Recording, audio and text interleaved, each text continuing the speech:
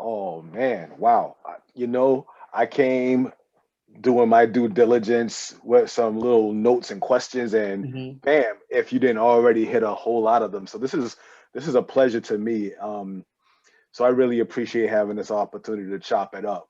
Yeah, And thank you, man. Likewise, but I I think like this is doing just, this. oh Thank God. man, I was brother. going to say, like one of the cool things, always been into technology, and one of the good things about this nightmare, this pandemic, is that the technology worked. And I've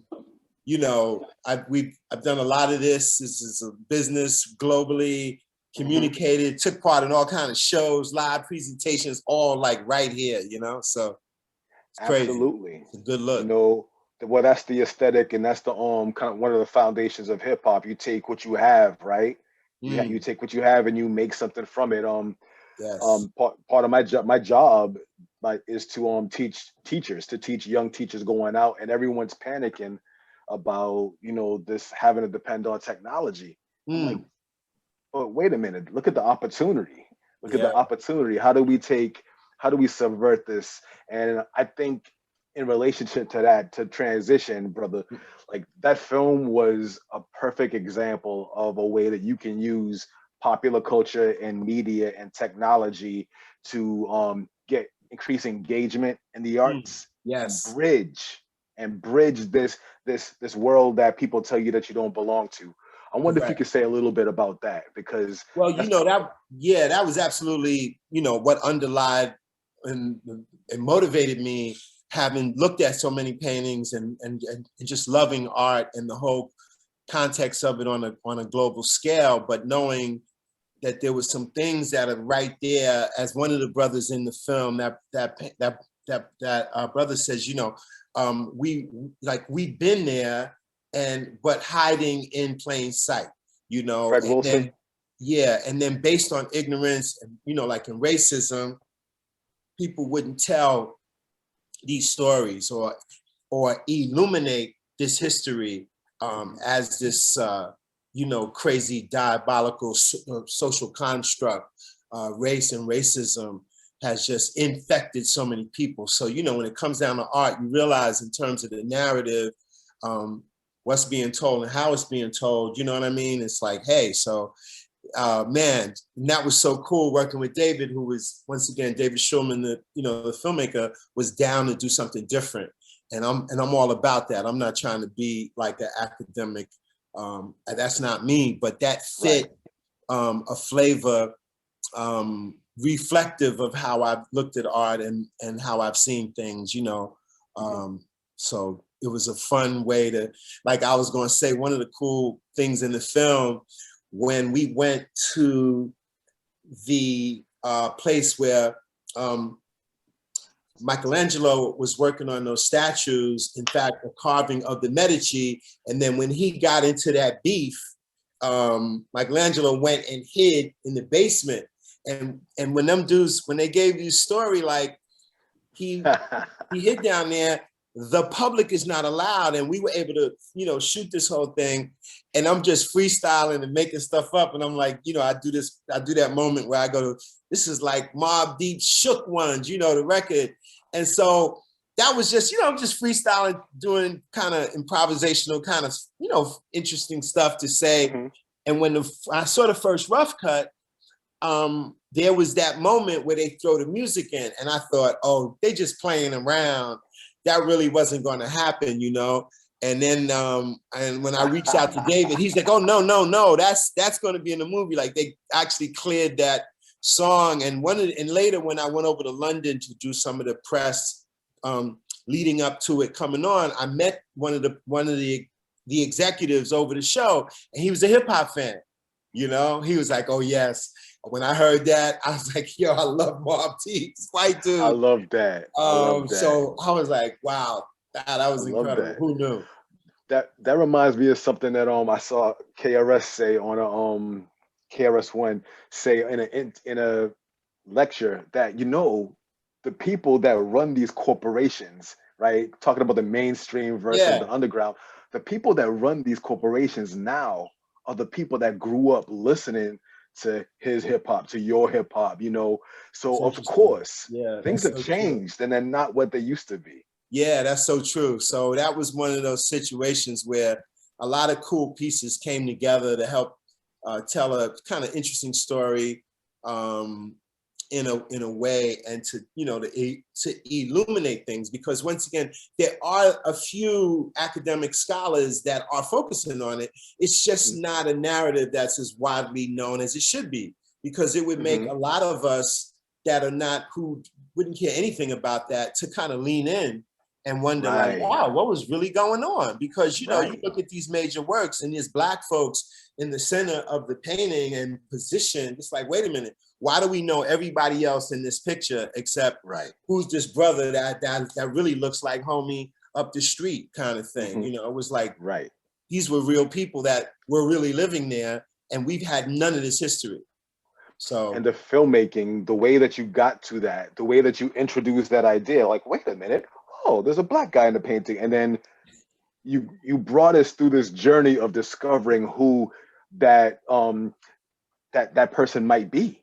yeah, which I still think about every time I rewatched it. I'm like, wow, like I'm kind of, but yeah, I would really love to know. But you could kind of almost imagine, because once again, the construct of race, like we were able to, these were things that I talked about with David, that we worked into the kind of idea that, prior to the beginning of the African slave trade, this idea of race and color and all that didn't really matter. It was really your like ethnic and and your nationality, like the Germans going against the Italians and the British were going against the French, and it was that type of dynamic. And even understanding the marketing elements, which was so fascinating to me as we were breaking down how we were going to explain how the Catholic Church knew that in the East, there was a whole lot of Black folks.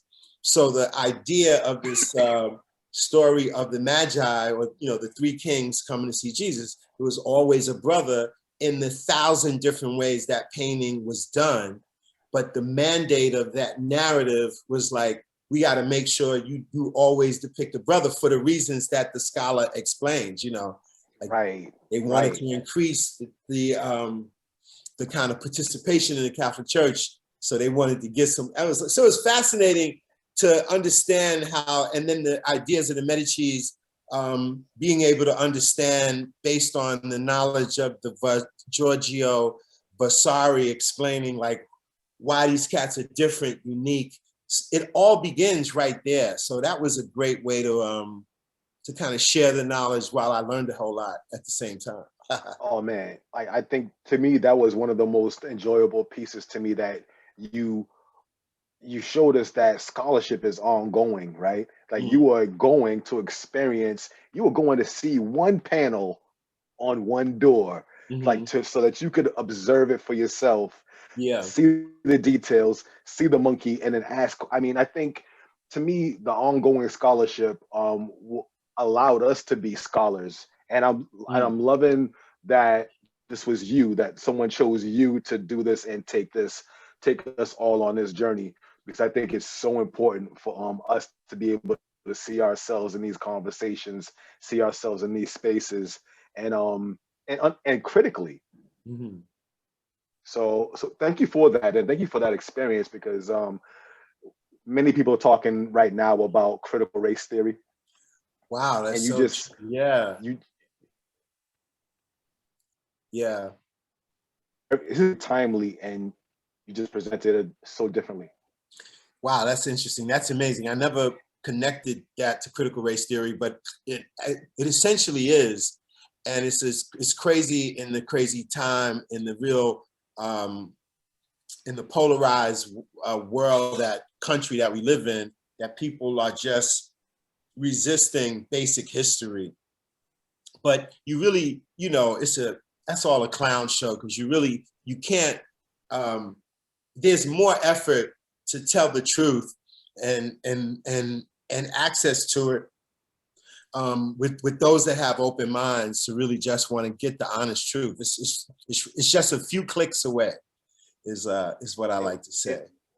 and it was so refreshing to see someone whose ancestors, was there in Venice, like for since the 15th century, not Yeah. only bring you around and bring you into the home he was born in, but talk about his family's legacy, Yeah, that was deep, and man. Let me tell you something. That cat, that was an ill piece. In fact, I can't remember his name right now, but he, the reason they knew a bit about his story is they had did a whole series of docs on Venice with him as the host. So like a multi-part, a series thing, because his family, that history and whatever. So they knew that there could be some connections because some of that had popped out in there. But that was interesting and really, I mean, he was a cool cat.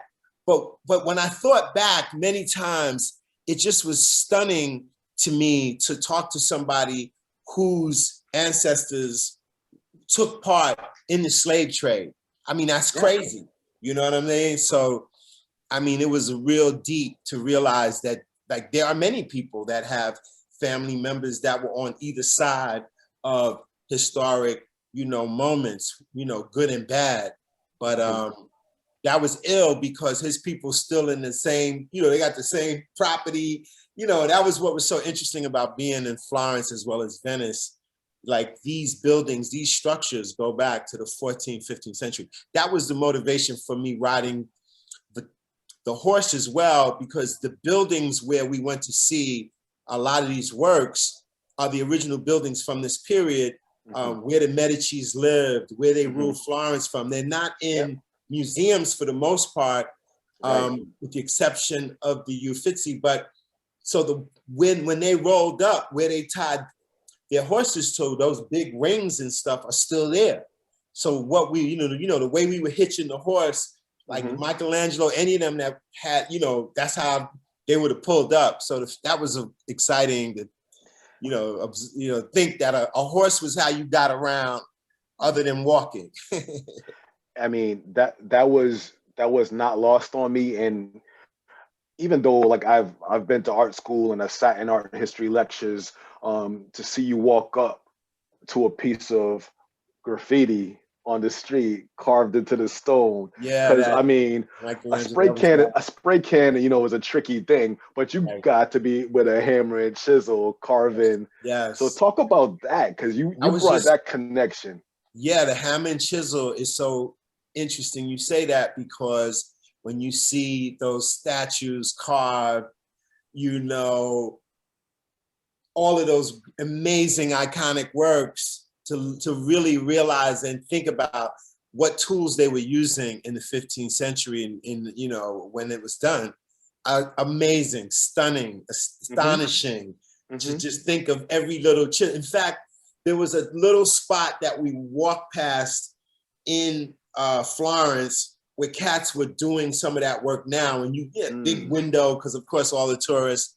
And these are cats that are doing that now for, I guess, maybe tourist purposes, but they also look like they could be working to just create like effective replicas. So they were doing the actual, they had all the different mallets and the different chisels, and you could tell it took a while. That's not no quick, couple of months to knock something out proper, at least, But nobody doing graffiti with that hammer and chisel on the wall like my man Mike, right? Exactly. And the thing, that was crazy. You put respect on his name like a mug right there, because I'm like, wait a minute, for real? doing graffiti, carving at the side of a building. But I mean, that was once again a part of the really great research that was done. I mean, they make me look, when you work with somebody like Dave's a good filmmaker, that stuff was like, wow. And so they had it all laid out for us, really cool. Man, it flowed. It went from one segment to another. And like, of course, you carried it like with, and Palomo also carried that film on your shoulders. I was so intrigued, especially of seeing the spot that, that Michelangelo hid in, in the basement, hanging out. Yes. Drawing in coal dust. Crazy. You made a lot of different connections between life then. You bridged it for us. You talked about almost like the work, the artwork, as if it was the pop culture of the day. Like this is how people saw stories, and we know that was from the Catholic Church commissioned much of this work so that people would revere, right? Yeah. So many things. Um, do you think that we see this work, or we interact with this work, all the work you saw at Florence and the Venetian work in a different light, or do we see it correctly? Do we appreciate it the way that people appreciated it in the 15th century? I mean, if you really, I guess once again, it comes down to, how deep one goes, how deep one's understanding is. And I think, the thing that I learned, which I kind of had a sense of is, once again, although I love art deeply, I didn't have a classic art history type of education, but I've done pretty well, but learned so much on that trip.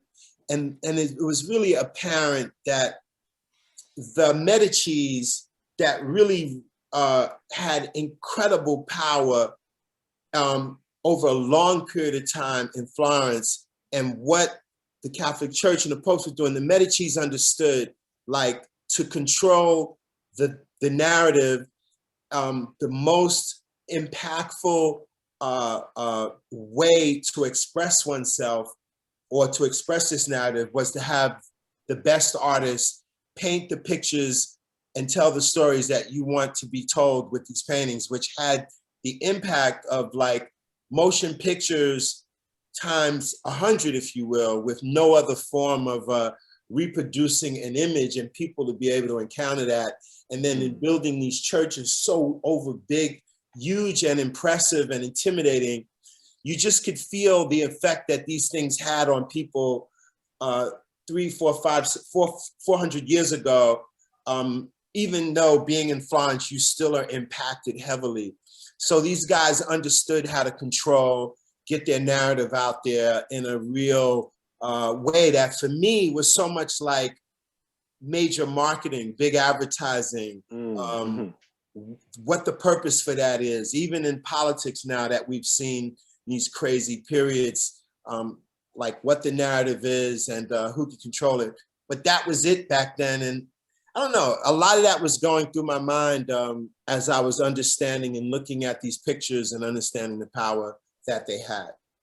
So I think art, functioned in a different way than it does now, for obvious reasons. But then that was it, baby. That was the way to really get the people moving in the way you really wanted them to move, Yeah, and like your contribution and the contribution of Lee Quinones and Basquiat, that had a similar impact, I will say personally, on my life growing up, as so many people that I know. When you do come to Boston to see the exhibit at the MFA, and just to see the way that Ram LZ's work is honored in that space, you'll meet my folks like Rob Gibbs Pro Black and Rob Stoll, the folks that helped kind of curate that. And we've all grown up, with this aesthetic, and these rules, not only from hip hop, but also from the way that you've bridged hip hop culture, this underground hip hop culture, with the mainstream, like effortlessly, like say, hey, and not saying, oh, please let us in, but you want to be in. You want to be in this thing that we're doing. And I really appreciate that. And it makes me think of Alessandro de Medici, right? How the film talks about him as a populist ruler, right? How he brought back, the games, and, he was connected, trying to keep, costs down. As we talk about that influence, can you say a little bit about that? I had a feeling that was gonna be the kind of the crescendo in the film. How important was it to have him represented? Yeah, that was incredible history. And once again, it really speaks to the fact that his skin color was not an issue in Italy at that time. It really was your class and social status.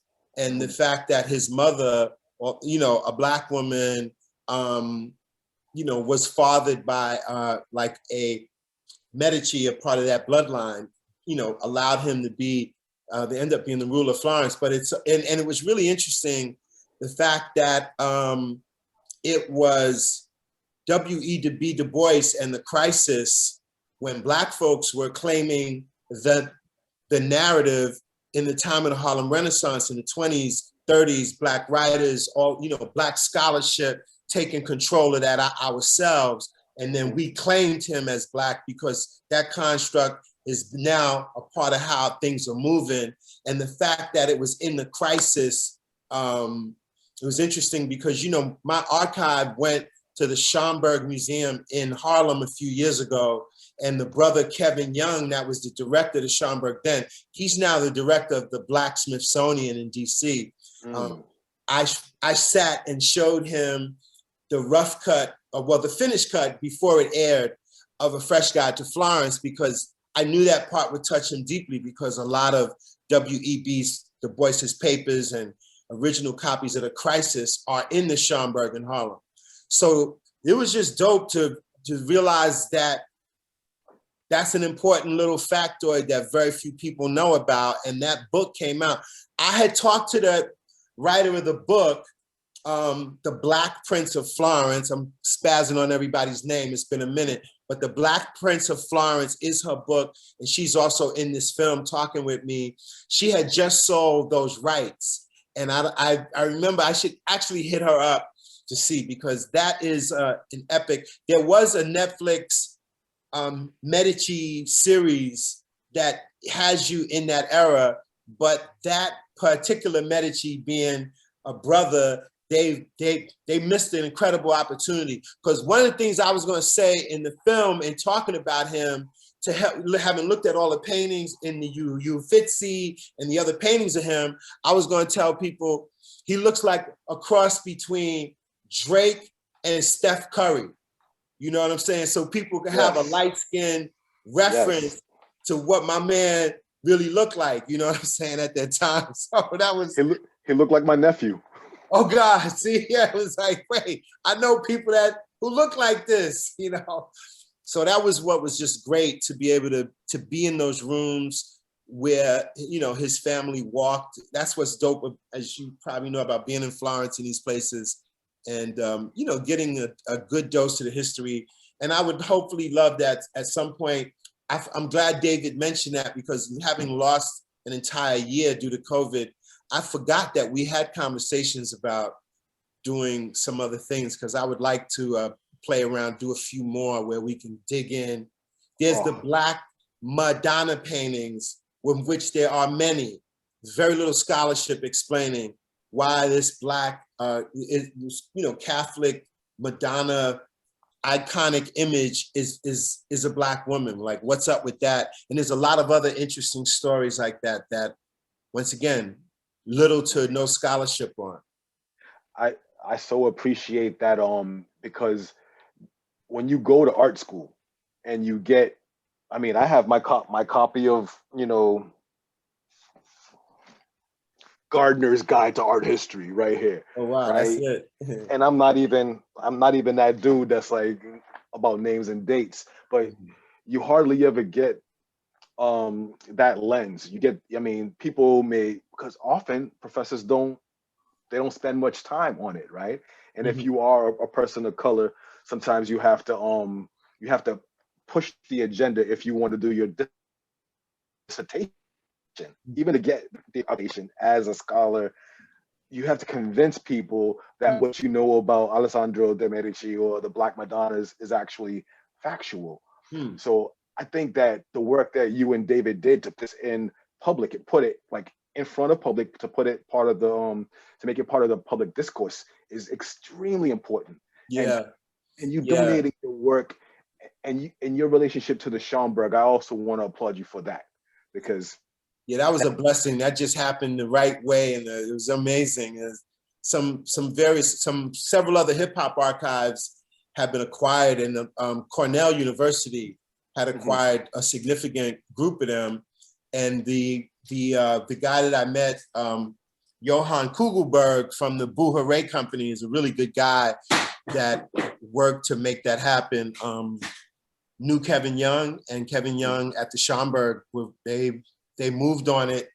And so that was perfect because, you know, I live in Harlem. And so, yeah, that's pretty cool.